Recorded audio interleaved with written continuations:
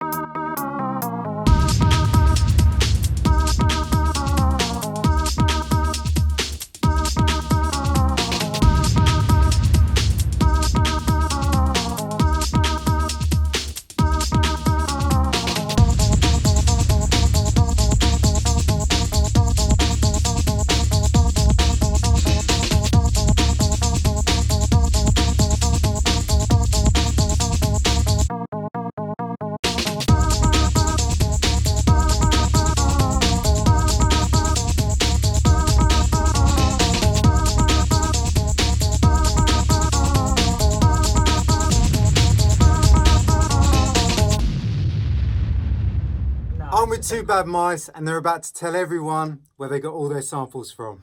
No, they're top secret. No, man, don't tell our publisher. Have you guys seen one of these before? Oh, a keyboard. Do you know what it is? We didn't know that the sound come from that. I hunted it down on eBay, had to have it. And I thought it might be fun, do a little competition, see which one of the Two Bad Mice can play it the best. Are you going to play it first? I'll play it first, I'll show you. I'll give you this A flat, it starts on A flat. Yeah, that doesn't mean anything to you, does it? Could have told you. Middle that. black one. Right.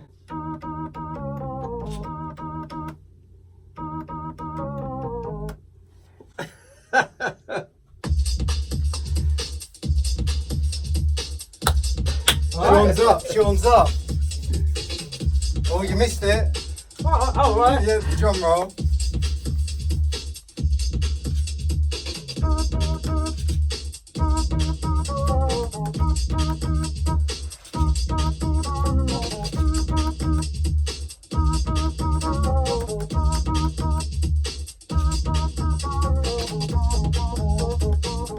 Hey! 1, 2, 3, 4. Hey!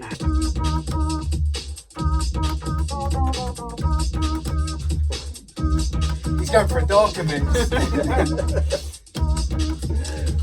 Mate, I've not got it at all. There you go. He nailed that bit. Nailed that. He's a robot. Right, I'm sure you'll find a good one on there. Won't you? Yeah.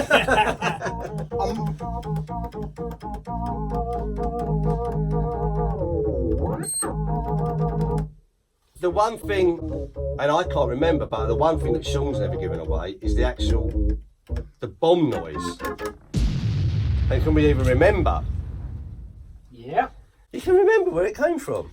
Well, yeah. Do we want to say where the bomb came from?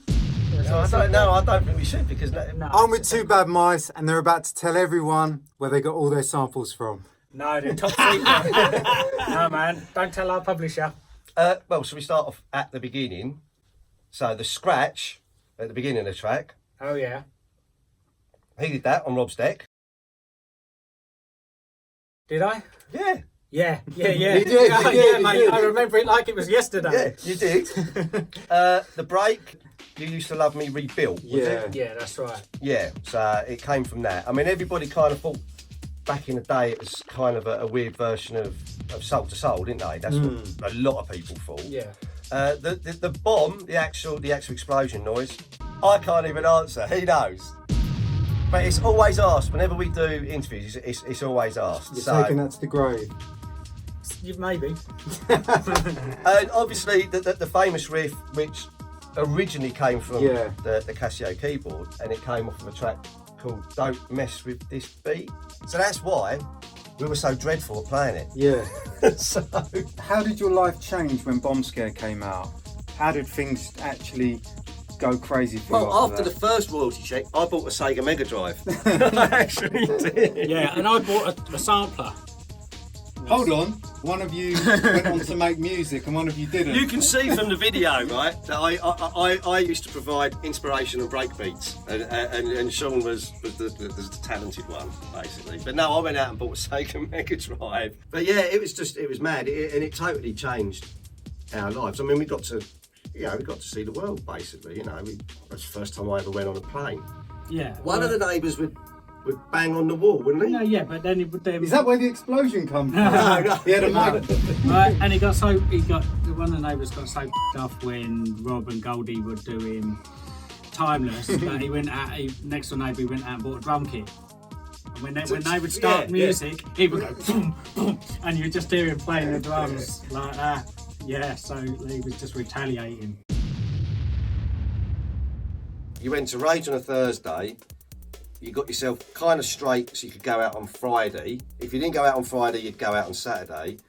Then if you were really hardcore, you might have gone to Breakfast Club Saturday morning, or was that Friday night, Saturday morning? But some people would go to Breakfast Club over the weekend.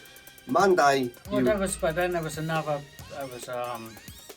Didn't roast start on a Sunday as well? But then there was another There was a Sunday afternoon or before that somewhere. Yeah. In Busby's. That's right. Something yeah. like that. And what was that? I can't remember. So Monday you were just completely out of the game at work.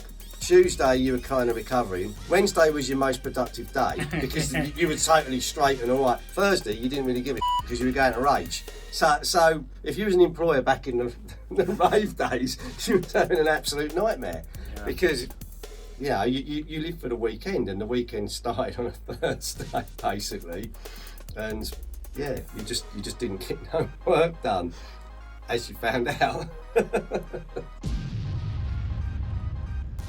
About, I don't know, 20 minutes before I was supposed to go on, I was nearly throwing up. I was so drunk. I was leaned up against the pillar. And I was saying to Rob, can't do it. Too drunk. I managed to just sober up enough. So that was 25 years ago. Was the first Voodoo Magic. So I think it was the 29th of May 1994. I think I put a flyer up the other day on Instagram. That's still one of the best raves I've ever been to. Yeah, so that was the very first amazing one, and it was Foul Play, Deep Blue, and Omni Trio, but it was fronted by Adam F. Did Adam F do it? Right, yeah, the elusive Omni Trio. There you go, that's another remake you could do. Yeah. But yeah, that was the very first one, and that was the regular time one, and then we started doing the Voodoo Magics. Do you remember the Voodoo Magics where they started at 4 in the morning? So you would actually be going into the Equinox at 4 in the morning. They were opening the door. So I think they'd had their regular night. They had, yeah. They'd had their regular night with all the girls dancing around their handbags, and then we would go in, put a moving shadow banner up behind the decks, and the doors would open at 4 in the morning, and you'd get out at midday, 1 o'clock. Midday, yeah. Yeah, 1 o'clock. Nuts now, but In Leicester Square, so everybody would be turning out at the Equinox, and there's all the tourists and everyone walking around, and there's a couple of thousand people coming out of Equinox from Voodoo Magics. It started at 4 in the morning. I mean, imagine trying to do that now. But people used to queue. You used to get there, and people were queuing around the block. to go around the block. And we never had warm-up DJs either. So basically, from the minute it started, you would have a big name DJ on. And our resident DJ was a bloke called Andy C. I don't know what he's up to now. I have to see if I can reach out to him. Yeah. What have you guys got coming up next anyway? What, gigs-wise or production-wise? Everything. I know you got a remix. You can't talk about that. We can't talk about the remix. And there's a secret track on the boil, isn't there? Can't talk about that. Can't talk about that either. And you can't really talk about your gigs. No. There you have it. We can't talk about anything but Two Bad Mice. Absolute legends. Big ups to you guys. Cheers, mate. Thanks for having us. We'll have to do a proper documentary one day.